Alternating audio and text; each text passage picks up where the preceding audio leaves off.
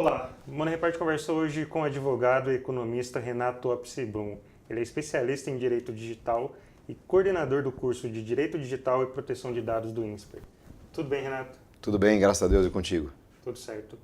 Renato, pegando até pela eleição passada, agora também acompanhando o cenário político, a gente percebe que as redes sociais caíram no gosto dos políticos. Como você vê isso?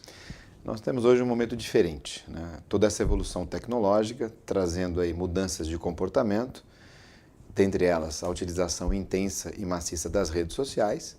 Aliás, é um gosto do brasileiro, o brasileiro gosta, né, de acessar, de ver redes sociais, fofocar um pouco também, isso faz parte da nossa intensidade cultural.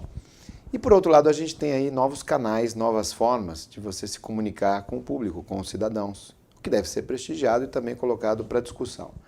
Temos algumas polêmicas, sem dúvida, algumas informações ou conteúdos mais intensos, mais ácidos, com mais ou menos repercussão, geram mais ou menos polêmica. Então, de um lado, nós teríamos esta oportunidade, para não dizer até dever, e os políticos podem e devem aproveitar isso para se comunicar, né, e essa comunicação também tem um fundamento legal interessante.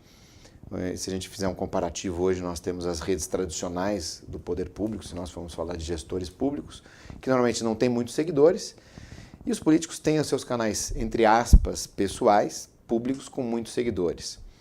Se o propósito for informar, ou seja, agregar e trazer mais informações, se comunicar com os cidadãos para fins relacionados à gestão pública, isso é muito positivo, porque você aumenta o número de pessoas tomando conhecimento desses ou daqueles conteúdos, interagindo, que é uma questão específica das redes sociais, não é um canal unidirecional, você tem um comentário, você tem a crítica, você tem o elogio, isso pode e deve ser utilizado para você aprimorar as políticas de gestão, trazer novas ideias, novas tarefas, enfim, novos pensamentos, isso é bem positivo, mas ao mesmo tempo a gente tem toda essa intensidade, que, ao meu ver, é até natural. Isso decorre da própria natureza das redes sociais.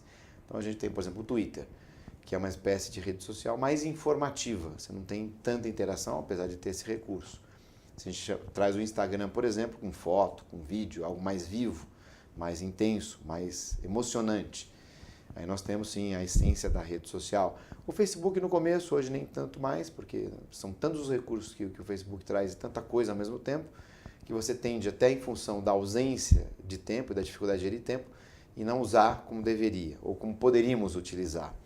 E temos o LinkedIn, que é algo para ser, que pelo menos cresceu, nasceu para ser algo mais corporativo, e que acabou virando uma rede, vamos dizer assim, entre aspas, mais séria, né, com um pouco mais de foco, apesar da quantidade de usuários também. O Brasil ocupa sempre as primeiras posições nos rankings. Então nós temos essa novidade em função dessa evolução tecnológica muito rápida, e às vezes é difícil para nós, para a sociedade, entender e compreender isso, que gera toda essa polêmica. E temos aí a oportunidade de você poder se comunicar mais da forma adequada, da forma juridicamente adequada, inclusive com os cidadãos, e os cidadãos da sociedade recebendo essas informações também de forma adequada. Claro que quando essa comunicação se torna direta e polêmica, ela vai gerar todo esse tipo de discussão em todas essas pautas. Então eu posso, por exemplo, criticar uma outra pessoa usando uma rede social. Será que este é o objetivo específico disso? Aí dentro da questão política, você pode ter duas respostas. Isso faz parte da política e, por outro lado, você pode questionar e dizer, mas isso faz parte, isso seria interessante para o público ter esse conhecimento? Então a dificuldade hoje é ajustar essa oportunidade que nós temos com a intensidade dessas oportunidades sociais, vamos dizer assim. Focando um pouco especificamente no Twitter, que parece ser uma das redes mais dinâmicas, que facilita esse contato. Tanto é que o presidente Jair Bolsonaro prefere anunciar algumas das medidas no Twitter.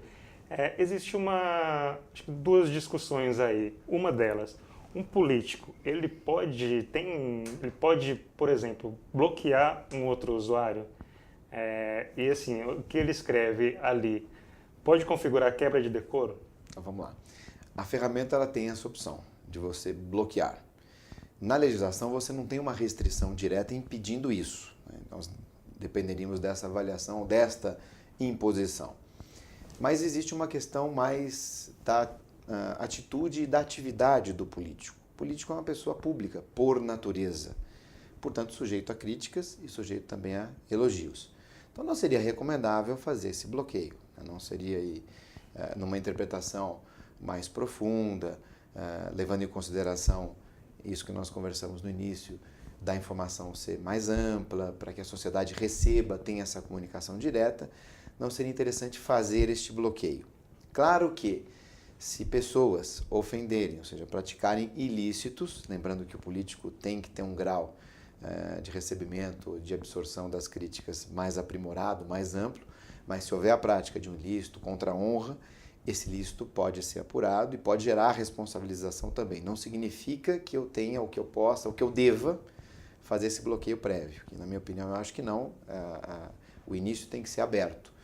E dependendo do que acontecer, aí sim pode-se ou não ter um motivo para que se faça algum tipo de bloqueio temporário daquela pessoa que só pratica crimes, que faz ameaças, ou que viola direitos e daí por diante. Mas a regra é manter sempre isso aberto, até em função da tua questão, que é tratar do político ou até do gestor público, que tem que ter novamente essa tolerância de uma forma mais ampla e de uma forma maior também. Então a gente separa, né, a questão, primeiro, o que é o ideal? Deixar o perfil aberto, sem dúvida, até para que o político possa receber inputs ou informações e aprimorar isso, mas ao mesmo tempo possa também, se ele desejar, se ele receber algum tipo de crime, não só pedir apuração, mas também responsabilizar quem faz isso, que é uma outra questão interessante. Muita gente vai, xinga, ofende, ameaça abertamente, muitos até se identificando, sem ter, eu diria, o risco, a percepção, ou mesmo medo de ser responsabilizado. E aí o que se questiona é por que isso é feito dessa forma, por que a pessoa não pensou nisso? Que todos podem ser processados, desde uma ação de indenização até uma ação que envolva aí a prática criminosa, inclusive, penas restritivas de direito. Mas é algo que tem também uma explicação, ou talvez uma discussão psicológica, patológica importante.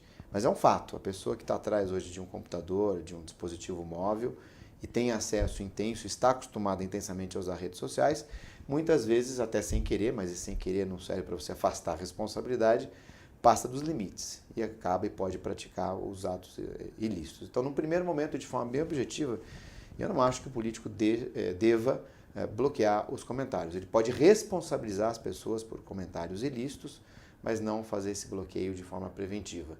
Pode sim bloquear usuários que praticam crimes, que ofendam, que ameacem, etc. Ele vai ter um grande motivo para isso. Eu estou impedindo a disseminação da prática deste ilícito, o que acaba sendo uma obrigação indireta do próprio político também.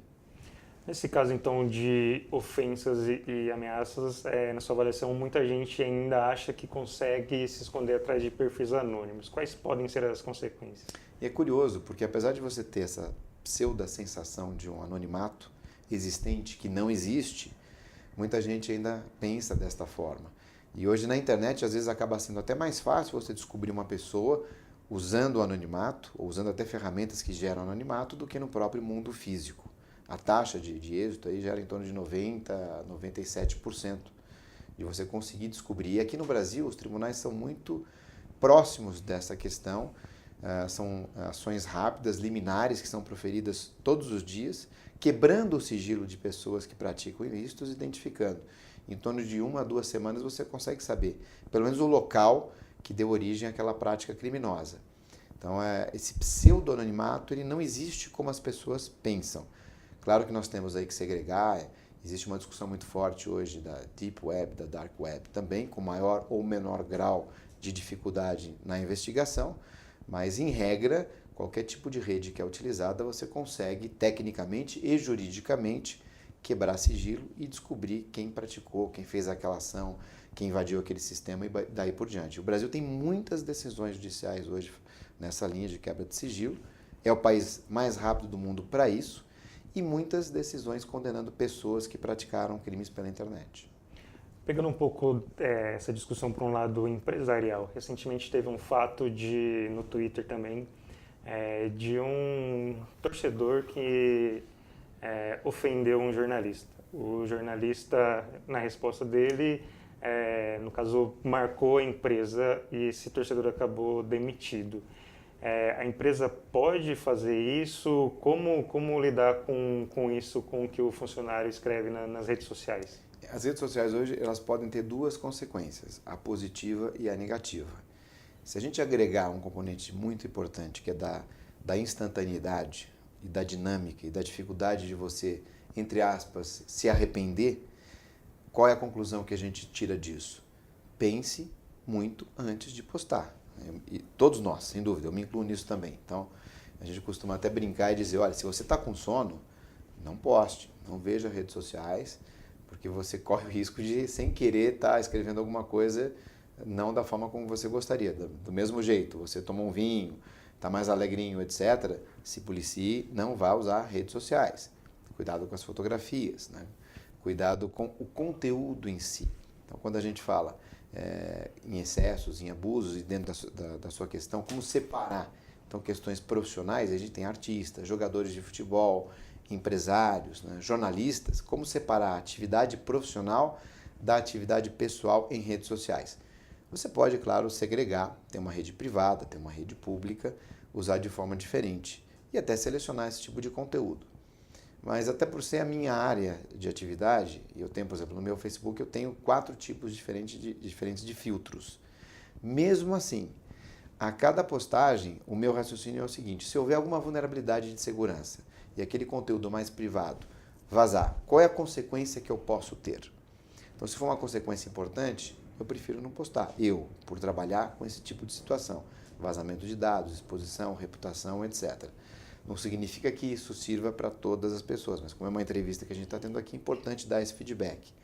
Até porque, quando a gente trata também da segurança da informação, da proteção de dados, tudo isso gera em torno de sistemas informatizados. O sistema informatizado, por default, por natureza, que trabalha em cima de softwares, ele não vai ter plena segurança. Sempre vai haver algo a ser corrigido.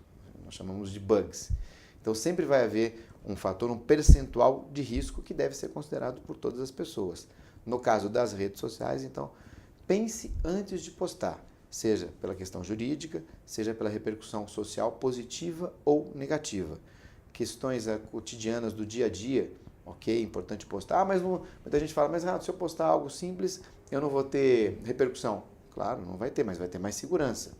Então, aquilo que é polêmico merece uma reflexão mais profunda, sob pena da pessoa ser responsabilizada, perder o emprego, eventualmente ter até a sua rede cancelada, ou ter um resultado extremamente positivo, mas tem que ser algo quase que profissional, bem pensado.